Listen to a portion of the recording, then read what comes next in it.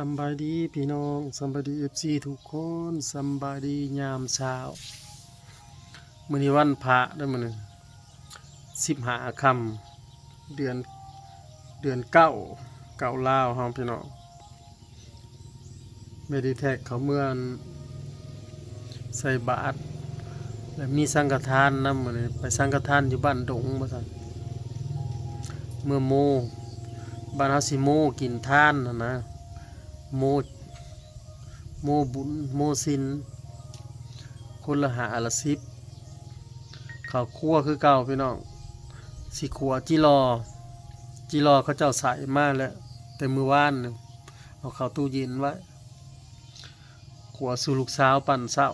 สิตำบักถั่วพร้อม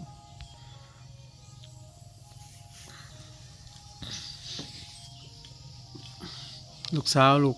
ไปอาบน้ำแล้ว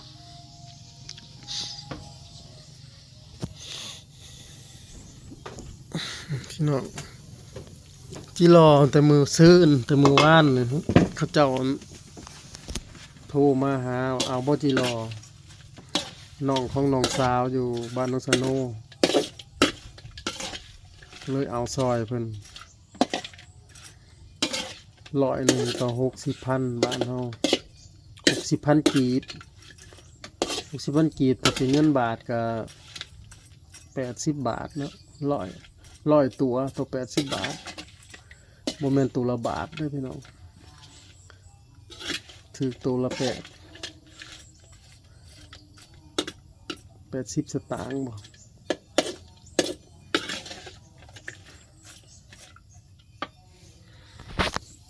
ใส่รสดี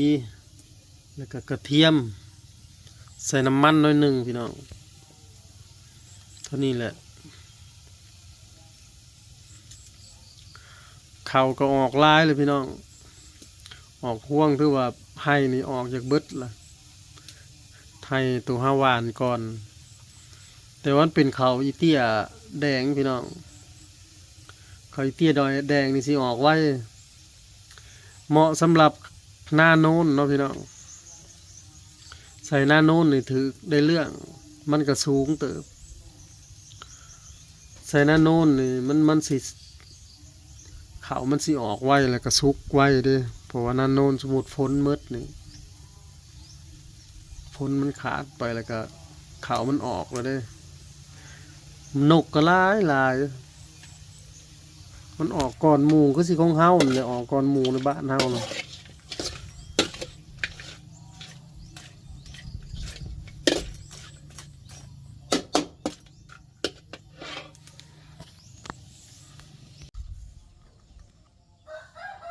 ขัวจิรอพี่น้องแกงหน่อไม้ต้มหน่อไม้เช้าสิกินเดี๋ยวจะไปโรงเรียน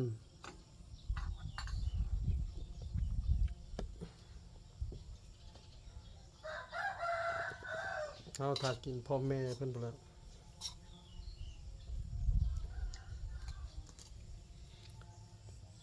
แกงหน่อไม้แต่ว่านอยู่ได้เลยแซ่บเด้อมาอุ่นให้แซ่บนั่นคือตอนนั้นหมูก็มาสู่ได้นี่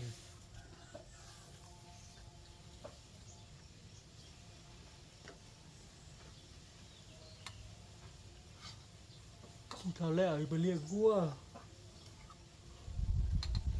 มื้อนี้วันศีลครับไปเลี้ยงที่นี่ภาษาเมื่อวานนี่โอ้ย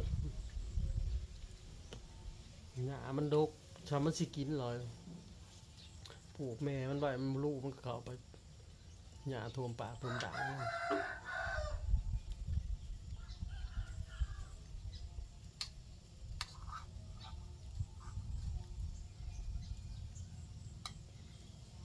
กินข้าวน้ำกระถินเด้อปลาลุง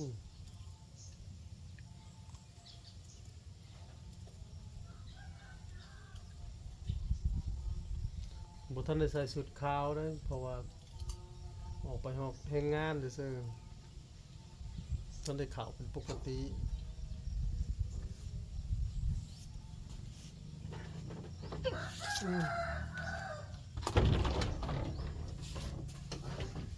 บ่ต้อง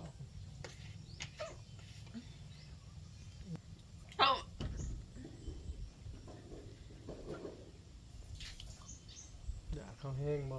คือบ่ทันได้สวย มันเป็นอย่างนี้อยู่แหละ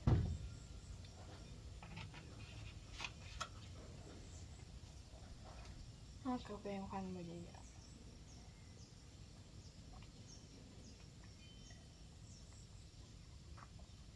ต้มหน่อไม้มีแต่อันใหญ่ๆพี่น้องต้มหน่อไม้ไล่แซ่บพี่น้อง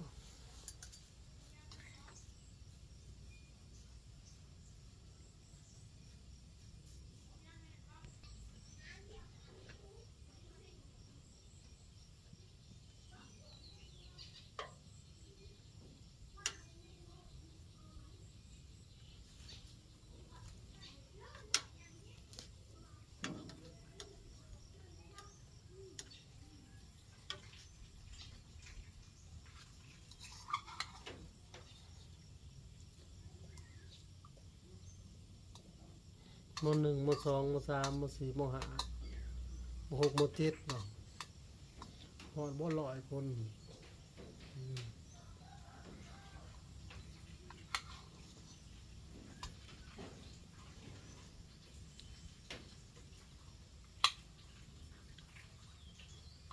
ในครูมีจักคนในครูมาเพิ่มจะบ่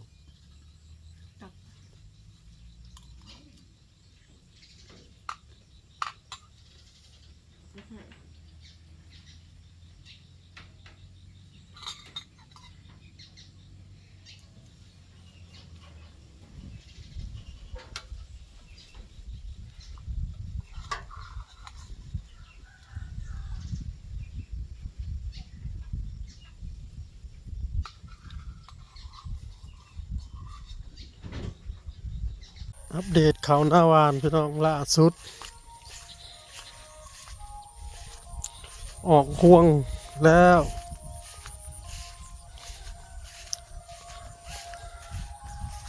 สิบริเกี่ยวเดือนหน้าเลยเพราะพ้นสิบห้ามผ่อนข่าวบ่เนาะ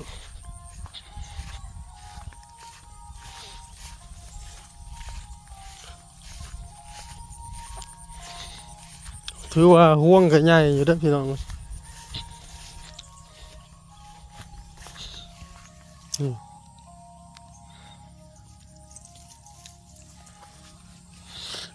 ตะกะแตนนกมากินพี่น้องมันออกก่อนหมู่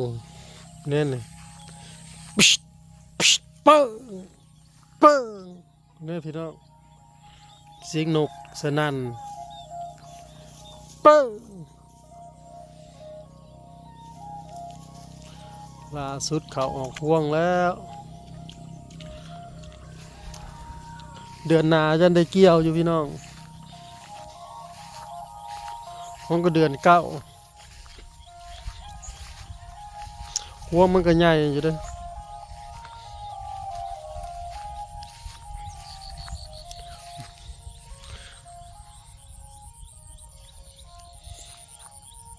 มันออกก่อนหมู่ออกก่อนหน้าเขาเจ้าเลยมันนกร้ายพี่น้องนกมากินนั่นเขาห่วงเขาไหม้นะทั้งนกทั้งตะกะแตนแต่ว่าคันเขาอีเตี้ยดำพี่น้อง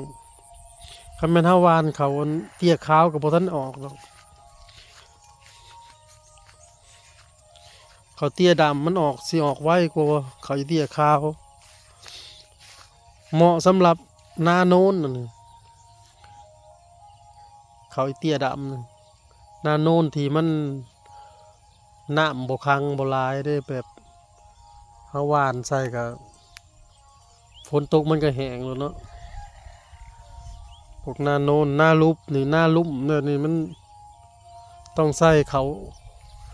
กลางหรือว่าเขางั้นเขา